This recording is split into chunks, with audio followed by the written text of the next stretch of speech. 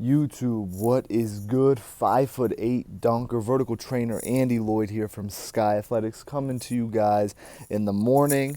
I got this mic with me again. I didn't get this new camera yet. I'm gonna wait to feel out setting up this podcast, setting up these videos where I'm just talking to you guys more, and I'm really just gonna take you through a little bit of a motivational trip today. And again, I don't think of myself as someone who's motivational or inspirational, but a lot of people tell me that through, and I'm talking hundreds and hundreds of emails, probably thousands of emails, direct messages through social media, just my one video of my transformation of, my 26 to 46 inch max running vertical. So as far as what motivates me, a lot of people ask what motivates me, and it's really tough for me to give a direct answer to that, but I can tell a couple stories, and you guys can comment down below what you really think it is. But I'll start with just the fact that when I was in second grade and I started playing basketball, even before that, when I was playing my brother and his friends in football, in basketball, in I don't even street hockey, I would always practice when they weren't there because I knew, and again, this is when I was growing up, I'm talking like an old head, I'm 24, but there was no such thing as a free shot. No such thing as a touchdown to just make me feel all warm and cozy inside. I did not score a basket until I was older. And it wasn't because I was too small and I couldn't reach the basket. I could shoot on a 10-foot rim with a regular basketball when I was 4 years old. So it wasn't a matter of that. But anytime I went up for a shot, I'm talking layup, I'm talking any sort of jump shot, and we were playing a game, I would get it swatted into the street, into my backyard that I'm sitting in right now. So I would practice before they started playing, and I would practice by myself after they were done playing, when they were all tired and they would go play video games or anything, because I wanted to work on being able to just score in a game and getting up to their level. So that's where it originally started for me, and I'm talking about it carrying over into my elementary school days, just because I played for CYO, Catholic Youth Organization. I played for the public area that I lived in. There's different towns with different little names. Mine was Egypt, and people say, "Oh, you live in Egypt?" Yeah, I live in Egypt. Either way, you're playing different public schools, and I had one of the smaller teams, so I would always just practice. And I'm talking through snowstorms. When it was actually raining, I would practice before practice, and I would practice sometimes after practice if I had homework and I didn't get to do it beforehand. Beforehand meaning before the school or the team practice. And it really just transferred into the idea that if you don't prepare and if you don't practice, and you can't leave any room for excuses. So if I lost the game, it was not because I didn't try my hardest or because I didn't practice hard enough leading up to the game. I was always personally prepared. I was always conditioned. I was always ready to shoot, whether it was a good shooting day or a bad shooting day. My effort was never not there because I always had my wind with me. I never lost breath. I played the full game, every single game. So that's where it originally started, where my motivation was to just be doing what I saw other people doing, and those other people just happened to be my brother's friends. They were very athletic. A lot of them went to play Division I, Division II football, and just really made me want to be at that level when I got to that age. And honestly, hindsight's 2020, but it was all worth it.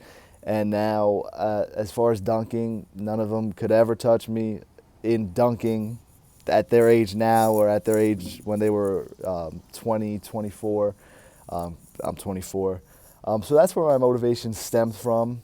And I think about dunking and what motivates me to want to continue dunking and train. No one's watching me train. I train alone.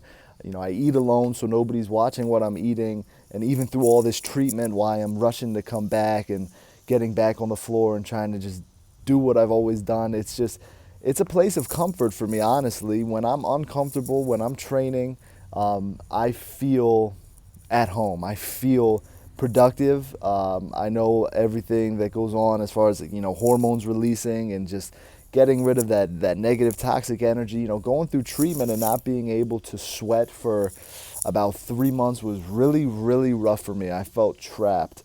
So for me, it's honestly, I think of something like that, and it's a place where I feel comfortable.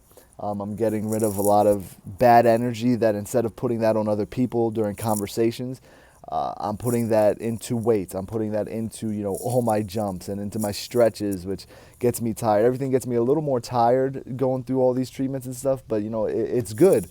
It's good because I can't take any of that anxiousness or, me being nervous about the treatment or is it going to work or, how much of this cancer is going to stay away after the chemo and all that stuff. So instead of taking that, boiling it up, and releasing it on other people, it goes into my workout. So now you could say it's almost therapeutic. I would say it's definitely therapeutic. Training is therapeutic for me, but also because I think it's a blessing to be able to find out your true athletic and just overall physical potential when you can. So this isn't a knock on anybody that's 60 years old watching this, but I just don't believe that if I tried to do this at 60, 70, or 80, that I'd be successful. I'd get in shape. I don't know if I'd throw down. I'm just going to say that right now. One day I'll be 60, I'll be 70, God willing. And to be honest, I don't know if I'll be throwing down windmills. So that's another reason, is that we only have so much time. So if you are blessed enough to be watching this on a phone or on a computer, and I know a lot of people say they don't have the materials. I know you guys have seen my garage. I could walk you through there right now. I've got dumbbells, but most of all, I have energy. So as far as, the motivation is just, I see people do what I want to do, and they have limited resources. There's this one video, I don't know where it is, and this dude goes up and jumps over some 70-inch hurdle and lands on the other side, or 75-inch hurdle. Now I've jumped over a 60-inch. No, it must have been like an 80-inch hurdle, because I've jumped over a 68-inch hurdle and I've landed, and just clean, straight up, just jumped over it, landed on the other side. If I have the video, I'll throw it in. My sister's dog is nuts. Look at him. What are you doing? Gordo. What's up, buddy?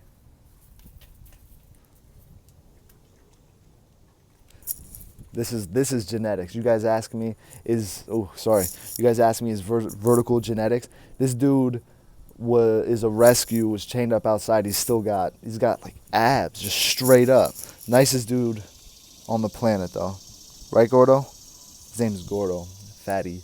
No, but either way, and you see these guys, and I guarantee you they don't have any fancy machines, machines in general, and there's just no reason that I shouldn't be able to do what they do or what NBA players do. There's just no reason. And they say, oh, well, NBA players, they have these trainers. Derrick Rose, my favorite basketball player ever. You can look at other players. Look at LeBron James. Look at these other dudes coming out of high school. They didn't have any crazy resources. Those are those concrete players that play basketball all the time, jumped all the time, ate peanut butter sandwiches or ham sandwiches, and they had these 40-inch verticals going into college, going into the NBA. So as far as wrapping up this video and just explaining what I was trying to say, as in a short, summed up version, is that if there's something that you really want to do, and for me it was dunking.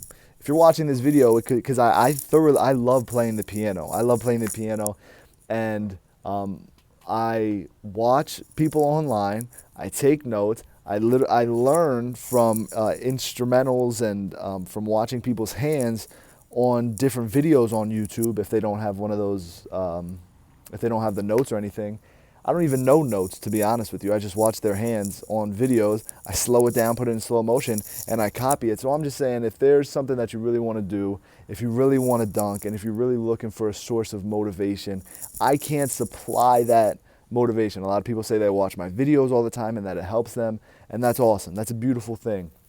If you really want to dunk, you'll find out a way. You won't think about the materials that you don't have. You'll start where you are with what you have, and you'll work as hard as you possibly can. I started my journey in this house. I would do my jumping plyometrics. I would move the chairs in my family room. I would do my jumping there, and I had a Sears workout little weight bench in my basement, and it was meant for, I got it in 6th grade, and I used it up until college, up until my junior year of college. So a lot of people, again, looking for a source of motivation, you got to just want it really bad. You have to be able to see it in your head. 5 years ago, 6 years ago, well, actually 6 years ago, I told my mom that in 5 years, people would know that I would be that I was a great dunker. They would see my videos, they'd be following me, I'd have follow, and it wasn't a macho man type of thing. It wasn't, I'm gonna have fans or I'm gonna have these followers. It was more just, I'm gonna put this work in, and it won't get unrecognized just because I'm gonna do the research, I'm gonna put the work in, and people are gonna understand, like, man, this guy knows what he's talking about. And again, when I said that, I couldn't even dunk on an 8.5-foot rim. I didn't know what I was getting myself into. I didn't know what would happen. I didn't know who would see my videos. I just told my mom, 5 years, give me 5 years, and, I'll be known. And at whatever level that means, if someone sees me and they know that I can dunk, or if one person from Australia sees my videos and says, man, that kid can kind of throw down, that's pretty cool, then, that's good enough for me. I don't need anything more than that. But yeah, long rant. But I know a lot of you guys, I don't have much to update as far as, chemo. I start that next week, my second round of chemo. Brain's feeling solid, head is feeling good. My legs are feeling smooth. I'm going to have to make a video of my rehab for pain, or for quads and, knees that are in pain. And again, this is just from the medicine that I'm on, from the swelling in my joints and the tightness in my muscles. But other than that, I feel solid. A little different pace, a little change of pace for today's video. But let me know what you guys think. If this would be something that you'd want to be thrown into a podcast, let me know, because then I could just double up, throw it on a podcast. If it's something you'd want to listen to, if it's too long, let me know. If it's too short, let me know. I want to say that's what she said, but technically I already said it. I'm not going to edit it out. Appreciate you guys watching, the likes, the comments, the subscriptions. Means a lot to me. And remember, my site, first link in the description. You guys can head over to my YouTube.